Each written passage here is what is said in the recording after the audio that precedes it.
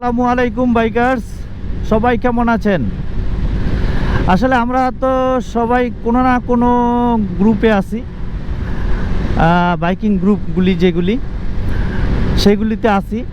তো আমরা যারা বাইকার, আমরা ভিন্ন ভিন্ন গ্রুপে থাকলেও আমাদের কিন্তু প্রত্যেকেরই লক্ষ্য উদ্দেশ্য এক। সবারই উদ্দেশ্য হচ্ছে বাইকারদের কল্যাণে কিছু করা বা বাইকারদের সচেতন করা, বাইকারদের সাহায্য সহযোগিতায় এগিয়ে আসা। তো বাইকারদের কল্যাণে আমাদের যেহেতু লক্ষ্য উদ্দেশ্য, তাহলে আমাদের এই বাইকিং গ্রুপের ভিতরে কেন এত আলোচনা সমালোচনা বা এরকম কাদা ছোড়াছুরি কেন হবে? আমাদের উদ্দেশ্য তো এক। আর আমরা তো বাইকাররা ভাই ভাই, এটা তো আমরা মানি। আর এই মেন্টালিটি নিয়ে যদি চলি, তাহলে তো আমাদের একজন আরেকজনের প্রতি বিদ্বেষ, একজনের প্রতি আরেকজনের রাগ ক্ষোভ, এগুলি থাকা তো ঠিক না। তো আমাদের বাইকারদের উদ্দেশ্যে আসলে এটুকুই বলবো যে ভাই, আমরা দিন শেষে আমরা আমাদের নিজস্ব একটা ব্যক্তিত্ব আছে, সে ব্যক্তিত্ব নিয়ে চলি। সো আমাদের প্রত্যেকেরই মান সম্মান আছে। তো আমি আপনাকে যতটুকু সম্মান দিব, আপনার কাছ থেকে ততটুকু সম্মান আবার আমি ফেরত পাবো। এটাই প্রকৃতির নিয়ম। সো একে অপরকে সম্মান করি এবং ভালোবাসি, তাতে বাইকিং কমিউনিটির সৌন্দর্য বৃদ্ধি পাবে। এবং আমরা যারা বাইকাররা মানে মানবিক কাজেও লিপ্ত আছি বা মানবিক কাজগুলি আমরা করে থাকি, করতে ভালো লাগে, তাদের মন মানসিকতা যেরকম, এটা আসলে প্রত্যেকটা বাইকারের মধ্যে থাকা উচিত। আর আমি মনে করি প্রত্যেকটা বাইকারই মানবিক। সে ম্যাক্সিমাম বাইকাররাই চেষ্টা করে মানবিক কাজগুলি করার জন্য। আর আমাদের দেশের যে কোনো দুর্যোগে বাইকাররাই সবার আগে এগিয়ে আসে, এই উদাহরণও কিন্তু আছে।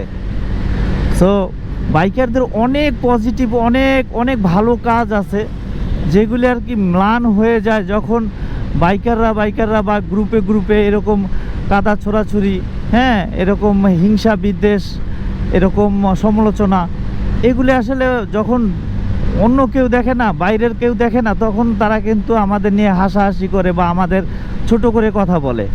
সো আমরা আমাদের স্বার্থেই আসলে এইগুলি থেকে বিরত থাকব, এটা আমার মতামত। আর কিছু মানুষ আছে যারা কন্ট্রোভার্সি করতে, তারা জন্মই নিছে মনে হয় কন্ট্রোভার্সি করার জন্য বা মানুষের সমালোচনা করার জন্য। নট অনলি মানুষ, সে যে কোনো কোম্পানি, যে কোনো গ্রুপকে ইন্ডিকেট করে সে তার সমালোচনা চালিয়েই যাচ্ছে, যে কোনো প্রোগ্রাম নিয়ে সমালোচনা করবে। আরে ভাই, এইগুলি করে দিন শেষে কি হচ্ছে? দিন শেষে তুমি কিন্তু অন্যান্য সকল সাধারণ বাইকারদের চোখে তুমি কিন্তু খারাপভাবেই তোমাকে প্রেজেন্ট করতেছো। আর তোমাকে কেউ কিন্তু তখন আপন কাছের ভাববে না। হ্যাঁ, তোমার কাছের কিছু দু একজন ভাই ব্রাদার ছাড়া সাধারণ যে বাইকাররা আছে বাংলাদেশে, এত বাইকার, তারা কিন্তু তোমাকে ভালো চোখে দেখবে না। বলবে যে ওই লোকটা এরকম, ওই লোকটা এরকম। সমালোচনা কিন্তু তোমাকে নিয়েও হবে, কারণ তুমি যতটা সমালোচনা নানান মানুষকে নিয়ে, নানান গ্রুপকে নিয়ে বা নানান কোম্পানিকে নিয়ে করতেছো, সেম তোমাকে নিয়েও সমালোচনা, এবং দূর থেকে তোমাকে কিন্তু বা মানুষ খারাপ বলবে। সো এইগুলি থেকে বিরত থাকি আমরা। একটা কথা আছে যে কোনো জিনিসের ধৈর্যের ফল আল্লাহ ভালোভাবেই দেয়। সো